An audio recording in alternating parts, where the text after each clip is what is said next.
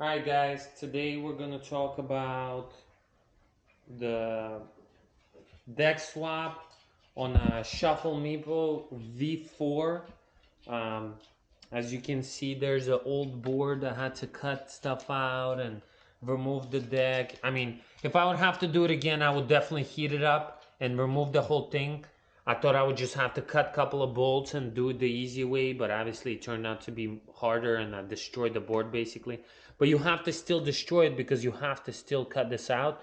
But if you remove this and then reapply it, it might be better so you can reuse the deck. Here it is what it looks like on the other side. So the board that I went with, I just literally started looking it up on Marketplace. Found one, kind of looked the same. Thought it would be bouncy, but it didn't turn out to be bouncy. I'm glad that it didn't. I don't think you want a really bouncy board just because you might damage these components here when you get it flexy. The probably the screws will strip, but I don't know. You can try it and see how it works for you. You see that there's no gaps in any of the components here. The hardest thing was to basically drill the holes, and once you drill it, the plastic here, it's the way it's shaped, it just stands like this, and I basically had to pull everything in with the screws. I mean, the gap was probably like this big, and I had to pull everything in pretty tight. I'm not gonna lie to you, I was worried the screws will strip, but they didn't. I rode with this board pretty hard for probably 20 plus miles. Everything bolted almost right up. I did use router to route this out. The cable is pretty long. It goes the whole length of the board. This is a 40 inch, is it 40-inch board? Yes. Just, it looks really good. I love it. It's way smoother, turns way better. You can see here that the flex, I'm going to show the flex here. I'm about 180, 175, no issues. The turning radius is insanely better than the other board. You can turn it much harder, sharper.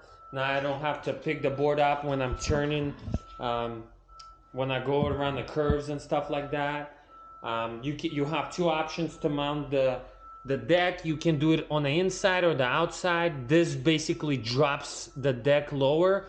I don't think you want the deck high because you want the lower deck because it gives you that stability when you're going fast. I love the board. I feel way less bumps. If I would have to do it again, I would definitely do this again. And the reason I would do it is because the board is way more comfortable. I feel way less bumps, especially the ones that you feel when you're going on a sidewalk. They were like ba-bum, ba-bum, ba-bum. I feel way less of that, like dramatic less. The range is not compromised. This is a standard range board. I feel more secure going faster.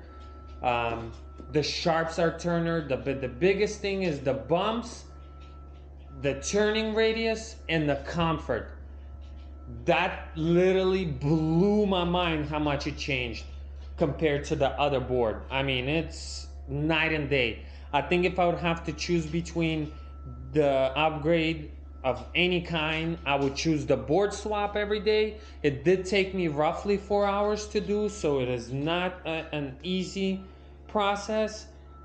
You just have to pick the board right, pick the correct board. Please look at the board specifics here.